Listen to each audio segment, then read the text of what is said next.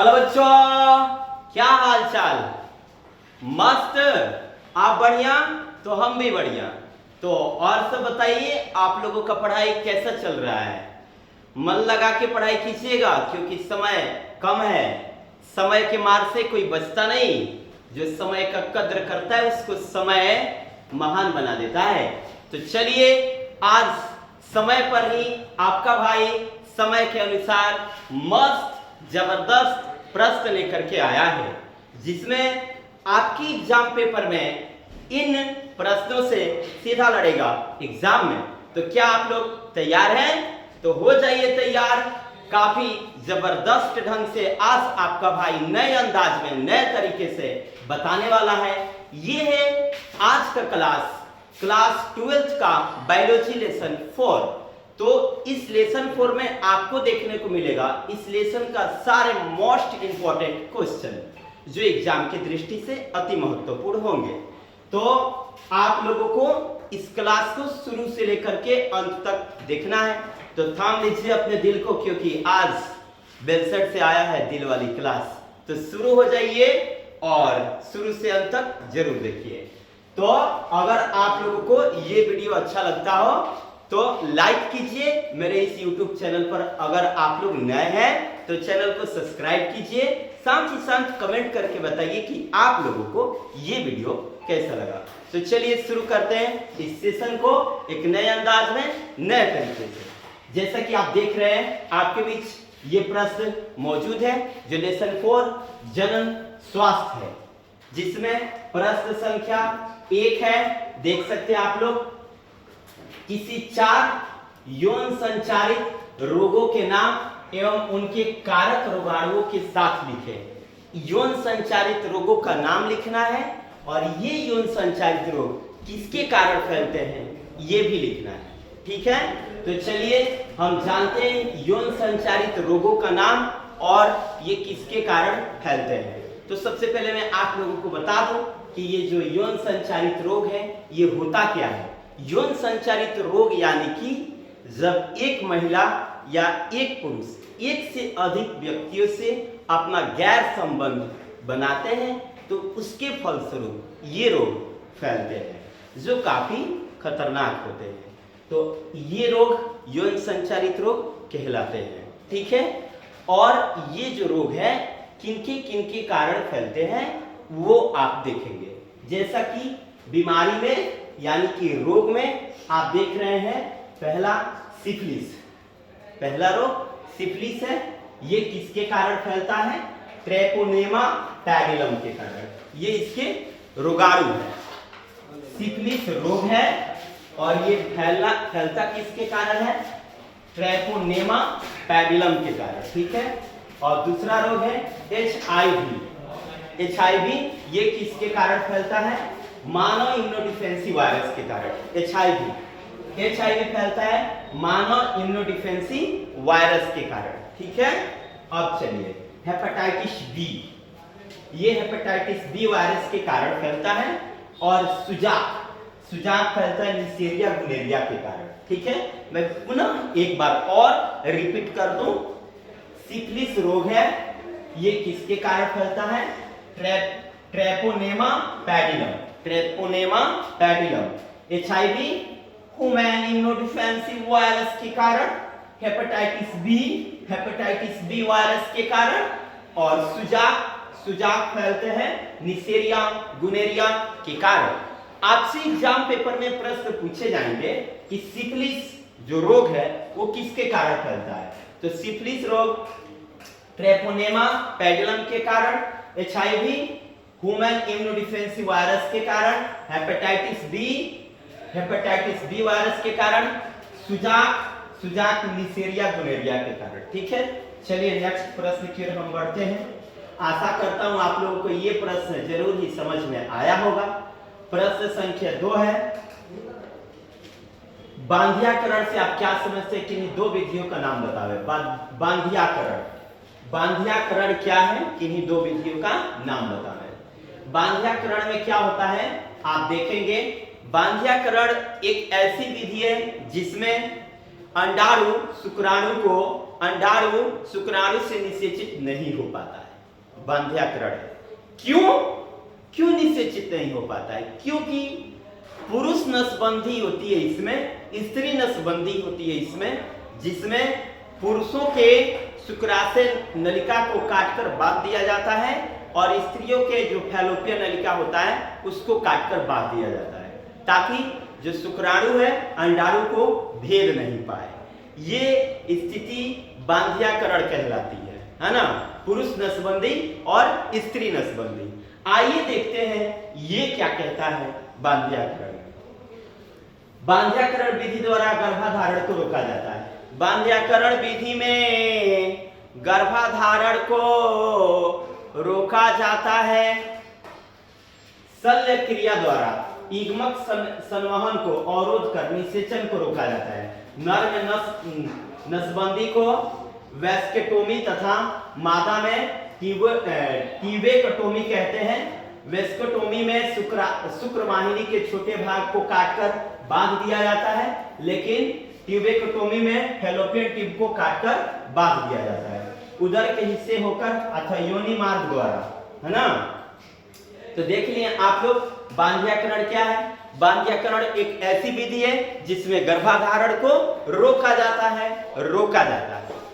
बांध्याकरण क्या है? बांध्याकरण एक ऐसी विधि है जिसमें गर्भाधारण को रोका जाता है। इस विधि में पुरुषों के जो शुक्राशय नलिका होती है, शुक्रवाहिका होती है, उसको काटकर बांध दिया जाता है और मादाओं में फैलोपियन ट्यूब को काटकर बांध दिया जाता है, जिससे ये जो अंडाणु और शुक्राणु होते हैं एक दूसरे शुक्राणु अंडाणु को निषेचित नहीं कर पाता है, जिससे शिशु की उत्पत्ति रुक जाती है, गर्भाधारण रुक जाता है। ठीक है, ये या तो उदर के हिस्से से होता है या फिर योनि मार्ग द्वारा होता है। ठीक है, जैसा कि आप चित्र देख सकते हैं, चित्र में आपको दिखाया गया है, ध्यान देना है कि ये पुरुष जनन अंग है, ये मादा जनन अंग है ना। तो ये ट्यूब है, इसको काटकर बांध दिया गया है और ये वाली फैलोपियन ट्यूब है जिसको काट करके क्या किया गया है, बांध दिया गया है, जिससे जो शुक्राणु है वो अंडाणु को निषेचित नहीं कर पाएगा और पुरुष में जो शुक्राणु बनने की क्रिया है वो रुक जाएगी। चलिए आगे देखते हैं। वाओ, गर्भ निरोधक गोलियां। गर्भ निरोधक गोलियां क्या है, वे कैसे कार्य करती है? गर्भ निरोधक गोलियां नाम से ही स्पष्ट है, मतलब जो मां का गर्भ है उसमें शिशु की उत्पत्ति को रोकना। ये गर्भ निरोधक गोलियां खा करके शिशु की उत्पत्ति रुक जाती है। अब देखिए इसमें क्या होता है। ओरल गर्भ निरोधक या तो रासायनिक प्रोजेस्टेरोन अथवा प्रोजेस्ट्रोजन एस्ट्रोजन का सम्मिश्रण है जो गोली के रूप में किया जाता है। इसे मुंह द्वारा लिया जाता है, अतः इसे ओरल कॉन्ट्रसेप्टिव पिल्स कहते हैं। ये अंडो उत्सर्ग तथा इम्लापेंटेशन को रोकता है। ऐसे गोली अधिक प्रभावी तथा इसका कम कुप्रभाव होता है। ऐसे मुख्य गर्भ निरोधक गोलियां के उदाहरण सहेली और माला डी। तो चलिए ये सारी बातें लिखा, लेकिन मैं बताता हूं आप लोगों को। गर्भ निरोधक गोलियां एक ऐसी गोलियां हैं जो रासायनिक प्रक्रिया द्वारा बनाई गई होती है। ध्यान से सुनना है। गर्भ निरोधक गोलियां एक ऐसी गोलियां होती हैं जो रासायनिक प्रक्रियाओं द्वारा बनाई गई होती हैं, जिसमें जब महिला इस गोली को खाती है तो शिशु की उत्पत्ति यानी उत्पन्न होने की क्षमता रुक जाती है ना। इसी को गर्भ निरोधक गोली कहते हैं। ये गोलियां आजकल बाजार में काफी अत्यधिक मात्रा में मिलती हैं, ठीक है, जिससे शिशु की उत्पत्ति आसानी से रोका जा सकता है। इन गोलियों को या मुख द्वारा ग्रहण किया जाता है। इन गोलियों में माला डी और सहेली है। इन गोलियों को जब हम लोग खाते हैं तो हमारे जो गर्भाशय में शिशु पलता है वो शिशु क्षीण हो जाता है ना। ये गोली को खाने का जो समय है, अगर आपके गर्भ में 3 महीना या उससे कम का आयु का शिशु आपके गर्भ में पल रहा है तो उस गोली को हम आसानी से खा सकते हैं और शिशु उसमें नष्ट हो सकता है ना। और माँ के गर्भाशय पर इसका असर कम पड़ता है, लेकिन अत्यधिक महीना जैसे हुआ तो गोली का प्रभाव काफी अधिक पड़ता है। तो इन गोलियों को जब आयु तीन महीना से, जब शिशु का आयु 3 महीने से कम हो तो ही खाएं, तो आपके गर्भाशय पर किसी भी प्रकार का नुकसान नहीं पहुंचेगा। ये दवाई माला डी और सहेली है जो बाजारों में भी उपलब्ध होती है। ये गोली के टाइप होती है, जिस तरह से टैबलेट होता है उसी आकार का। ठीक है, तो आप जाने कि गर्भ निरोधक गोलियां क्या है। गर्भ निरोधक गोलियां एक ऐसी गोलियां है जो रासायनिक प्रक्रियाओं के द्वारा बनाई गई होती है। ठीक है, जिससे शिशु की उत्पत्ति जो होती है वो रुक जाती है। ठीक है, इसमें सहेली और मालाडी आते हैं। चलिए आगे देखते हैं। तीसरा नंबर प्रश्न है, जनसंख्या नियंत्रण हेतु गर्भ निरोधन की विभिन्न विधियों की विवेचना करें। कैसे रोका जाए भैया जनसंख्या को? भारत में का बा? भारत में जनसंख्या बा। तो ये जनसंख्या को कैसे रोकल जाओ? आई लोग देखल जाओ इस जनसंख्या के के रोकल जाए। तो आइए आपके बीच प्रस्तुत है जनसंख्या को नियंत्रण करने का उपाय। जैसा कि आप देख रहे हैं, जनसंख्या नियंत्रण हेतु गर्भ निरोधन की विभिन्न विधियों का विवेचना करें। तो जनसंख्या नियंत्रण हेतु विभिन्न विधियां इस प्रकार है। पहला, अंतःगर्भाशय तकनीक IUDS कॉपर टी का इस्तेमाल करके हम आसानी से जनसंख्या नियंत्रित कर सकते हैं। मुख्य गर्भ निरोधक गोली मालाडी, इसको खा करके जनसंख्या को नियंत्रित किया जा सकता है। ये गोली के रूप में होता है जिसे मुंह से प्रतिदिन लिया जाता है। मुख के माध्यम से 21 दिनों तक, मासिक चक्र के प्रथम 5 दिनों से शुरुआती 21 दिनों तक ये गोलियां ली जाती है।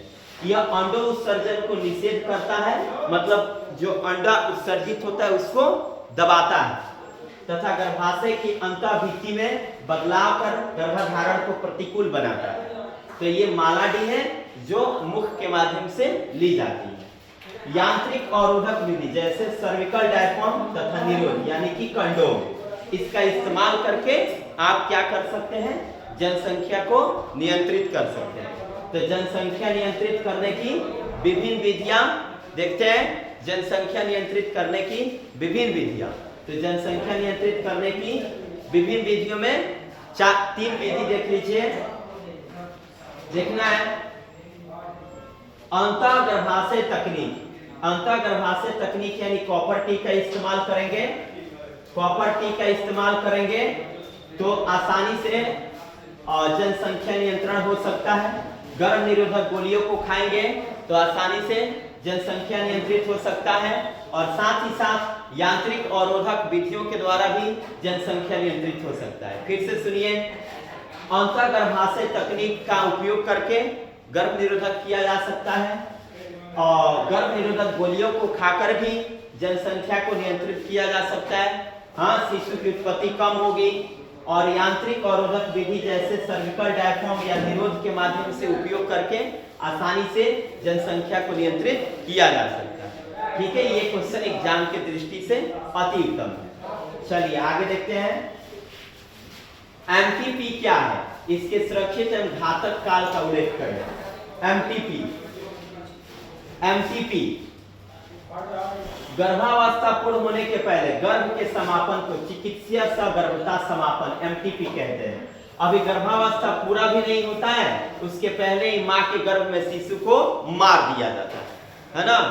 गर्भकाल पूर्ण होने से पहले ही मां के गर्भ में पल रहे शिशु को मार देने की प्रक्रिया को ही हम एमटीपी कहते हैं। एमटीपी यानी कि चिकित्सीय सगर्भता समापन, चिकित्सीय सगर्भता समापन है ना। गर्भकाल की अवस्था पूरी भी नहीं हुई, तब तक हमने शिशु को अपने गर्भ में ही क्या किया? मार दिया। तो यही कहलाता है एमटीपी, है ना। एमटीपी गर्भाधारण के प्रथम 12 सप्ताह तक सुरक्षित होता है। 12 सप्ताह यानी कि 84 दिन, 84 दिन यानी कि 2 महीना कुछ दिन होता है। उसी के अंतर्गत एमटीपी करें तो बेहतरीन होगा, किसी भी प्रकार का गर्भ पर असर नहीं पड़ेगा। ठीक है। प्रथम ट्राइमेस्टर के बाद यह खतरनाक हो जाता है, क्योंकि गर्भस्थ शिशु एक इस समय अपराध द्वारा पूर्ण रूप से जुड़ जाता है। याद रखें, अगर 84 दिन के बाद आप एमटीपी यानी चिकित्सा समापन कर रहे हैं, शिशु को हत्या कर रहे हैं गर्भ में, तो आपके गर्भ को ये काफी ज्यादा नुकसान पहुंचा सकता है। इसलिए ये 84 दिन के पहले ही हो तो बेहतर होगा।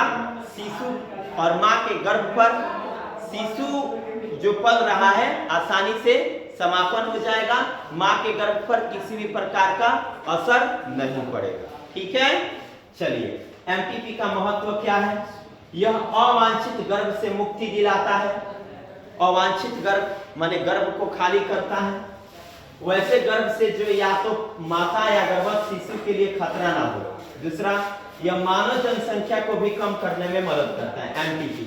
आगे देखिए, एमटीपी का दुरुपयोग मादा भ्रूण हत्या के लिए होता है, अतः इस पर भारत सरकार ने संवैधानिक रोक लगा दिया है। एमटीपी वास्तविक रूप में ये एक बहुत ही खतरनाक तरीका है। अब मान लीजिए कि कोई महिला है, उसको जब मन किया तब शिशु को उत्पन्न करेगी और जब मन करे तब शिशु का समापन करेगी, ये तो अनुचित होगा, ये गलत होगा। हाँ, ऐसे तो बहुत ही खतरनाक ये रूप ले लेगा, इसलिए सरकार ने इस पर रोक लगा दिया है ना। तो अब आप जान गए कि एमटीपी क्या है। एमटीपी जिसे चिकित्सीय सगर्भता समापन कहते हैं, एमटीपी जिसे चिकित्सीय सगर्भता समापन कहते हैं, इसमें गर्भावस्था पूर्ण होने से पहले ही मां के गर्भ में ही शिशु को मार दिया जाता है, यानी कि भ्रूण हत्या कर दी जाती है। यही कहलाता है एमटीपी। एमटीपी के लिए सही समय क्या है, यानी मां के गर्भ में पल रहे शिशु को समापन करने का सही समय क्या है? 84 दिन यानी कि 12 सप्ताह के पहले ही अगर मां के गर्भ में शिशु को ये एमटीपी क्रिया कराई गई तो मां के जो गर्भ है उस पर कोई ज्यादा असर नहीं पड़ेगा, शिशु आसानी से समापन हो जाएगा, शिशु का आसानी से समापन हो जाएगा, शिशु का हत्या हो जाएगा, है ना। महत्व क्या है इसका? अवांछित गर्भ से मुक्ति हो जाएगी। हाँ, जो मां को शिशु तो पालना था लेकिन शिशु को उसने फिर से गिरा दिया, है ना। तो वैसे तो एक ये स्थिति बहुत ही मुक्ति दिला देगी और जनसंख्या को भी रोकेगी, लेकिन भारत सरकार ने इस पर रोक लगा दिया है। चलिए, आशा करता हूं आप लोगों को ये प्रश्न जरूर ही समझ में आया होगा। एमटीपी पर एक टिप्पणी लिखे, देखिए वही एमटीपी फिर से आ गया। गर्भावस्था पूर्ण होने से पहले ही गर्भ के समापन को चिकित्सीय सगर्भता समापन कहते हैं। गर्भावस्था पूरा नहीं हुआ, इस शिशु की हत्या कर दी गई, यही एमटीपी है। पूरे विश्व में साल में करीब 45 से 50 मिलियन, 45 से 50 मिलियन यानी 4.5 से 5 करोड़ एमटीपी यानी कि शिशु हत्या होती है एक साल में। लगभग 4 से 5 करोड़ लोगों शिशु की हत्या होती है एक मां के गर्भ में, है ना। खतरनाक चीज ये एमटीपी किया जाता है, जो कुल सगर्भता का 1/5 भाग।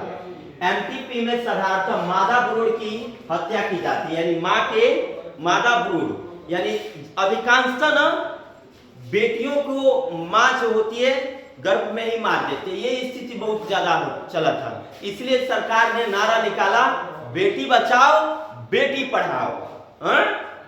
मां जो थी, हालांकि जब बेटी पैदा होती है घर में तो बहुत सारे लोगों को ऐसा लगता है कि बेटी उसके लिए एक बहुत बड़ा भार हो गई, लेकिन हम लोग ये नहीं जानते, हम भी बेटे हैं तो हम भी किसी बेटी से ही उत्पन्न हुए हैं, है ना। हम भी किसी बेटी से ही उत्पन्न हुए हैं। इसलिए सरकार ने नारा निकाल दिया, बेटी बचाओ बेटी पढ़ाओ। इसे रोकने के लिए भारत सरकार ने 1971 में कानूनी स्वीकृति दी थी। प्रारंभिक सगर्भता या गर्भावस्था के 3 महीने तक गर्भपात सुरक्षित होता है। 3 महीने के पहले ही यानी 90 दिन के पहले ही एमटीपी करा दी जाए तो वो सुरक्षित होता है। 6 महीना पूरा होने पर गर्भपात कराना घातक होता है। माँ को काफी ज्यादा कठिन, गर्भ पर बुरा असर पड़ता है। माँ को काफी अधिक कठिनाइयों से होकर गुजरना पड़ता है। यदि अकुशल हकीमों या गर्भपात अकुशल माने अच्छा डॉक्टर से इलाज नहीं कराया गया तो ये माता तथा शिशु के लिए, दोनों के लिए खतरनाक हो सकता है। माँ के लिए भी खतरनाक होगा, शिशु के लिए भी खतरनाक होगा अगर अच्छे डॉक्टर से इसका इलाज नहीं कराया गया तो। अतः ऐसे हानिकारक प्रवृत्तियों को रोका जाना चाहिए, एमटीपी को रोका जाना चाहिए। हम भी विरोध करते हैं, एमटीपी को रोका जाना चाहिए। चलिए आगे देखिए, आप लोग स्क्रीनशॉट ले सकते हैं। ये क्वेश्चन जबरदस्त है, एग्जाम पेपर के लिए आएगा ही आएगा, ये आपका भाई का दावा है। चलिए 6 नंबर क्वेश्चन देखिए, प्रखनली शिशु क्या है? प्रखनली शिशु क्या है? प्रखनली शिशु प्रोग्राम में इन विट्रो फर्टिलाइजेशन होता है, अर्थात अंडे का निषेचन प्रयोगशाला में शरीर के बाहर किया जाता है। प्रखनली शिशु में अंडे का निषेचन प्रयोगशाला में शरीर से बाहर किया जाता है। इस तकनीक में पत्नी या दाता मादा से अंडा लेकर पति दाता या नर के शुक्राणु द्वारा निषेचन द्वारा युग्मनज का निर्माण शरीर के बाहर कराया जाता है। जैसे मान लीजिए कि हमारी पत्नी एकदम सुंदर है, विश्व सुंदरी है, उस पर किसी भी प्रकार का उसके शरीर में कोई आंच न आए, वो जैसी है वैसे ही दिखे और हमारे अंदर की जो एनर्जी है, उसके अंदर की एनर्जी है बरकरार रहे, तो इसमें क्या किया जाता है? हमारी पत्नी का देखिएगा यहाँ पे,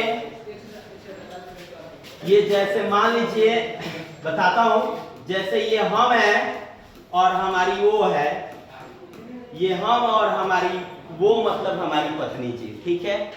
आप देखिए ये बहुते सुंदर है, सुंदर कहने का मतलब बहुते सुंदर, ठीक है। अब हमारे शरीर का शुक्राणु और हमारे महारानी का अंडाणु लेकर के एक प्रथनली में क्या किया जाता है?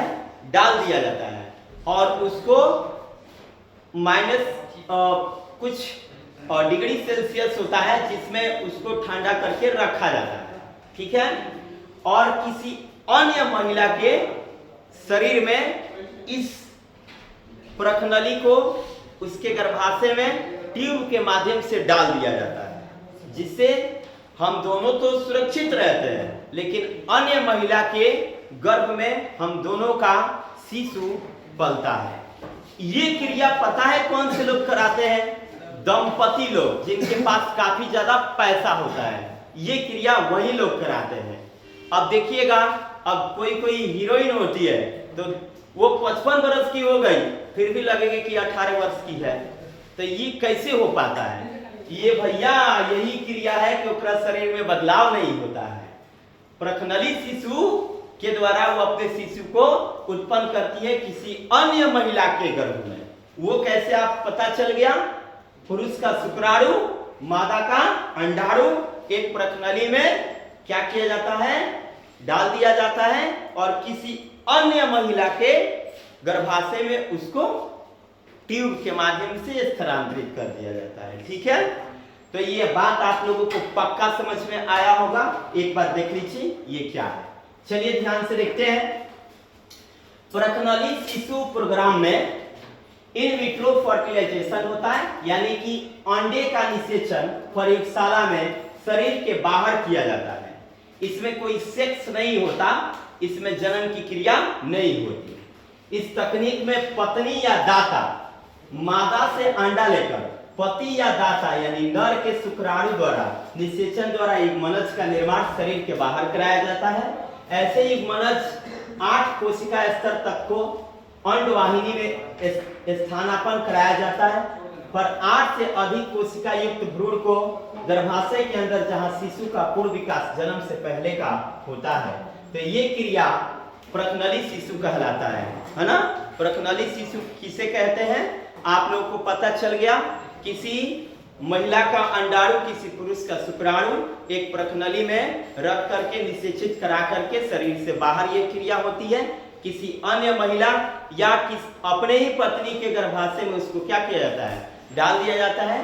तो ये क्रिया, इस क्रिया द्वारा जो शिशु उत्पन्न होता है वो प्रकनली शिशु कहलाता है। ये प्रकनली वाली बाबू होवे बाबू, प्रकनली वाला आजकल यही चलता है, बताइए लोग, प्रकनली वाला शिशु।